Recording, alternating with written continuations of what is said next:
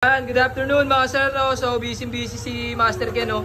So dito lang pala siya nagtayo ng shop dito sa garahe ko mga sir, no? You know, grabe, busy, you know. So dahil tayo ng DSK D3 mga sir, no? So 50 watts each bulb yan, so 50 mga sir, no? So gamit natin yung bracket, stainless bracket na pang ADB mga bossing, no? So kahit lumigo-ligo yan, hindi yan umaabot, no? Pre, masahin nga ako, pre. Ano muna, yan. Yan na, sorry na. Yan o. Okay, left right. Okay, malayo. Malayo talaga yan, baba mo. Yan, okay, malayo mga bossing, no. So, walang side dyan mga sir, no. So, in-install din natin yung ADB ng passing light. Yan, okay, passing light. Ito yung kanyang tri-switch mga bossing, no. So, typical installation ng mini driving light sa Motorific Garage. Yan. So, sample na ba ito ng 50 watts? Ganito yung sample na ba ito? Okay, low beam. Okay, grabe yung stock. Yung stock sa ibabaw, ito yung sa low beam ng DSK, yan, okay.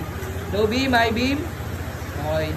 So, function na passing light mga bossing, ito yan ha. So, pag naka-off, may passing, yan, okay. Pag naka-low beam, may passing. Pag naka-high beam, may passing light mga sir, no. So, sa lahat ng function, meron siya, no. So, may tinatawag siyang reversible passing light mga sir, no. So, depende sa mini driving light mga boss.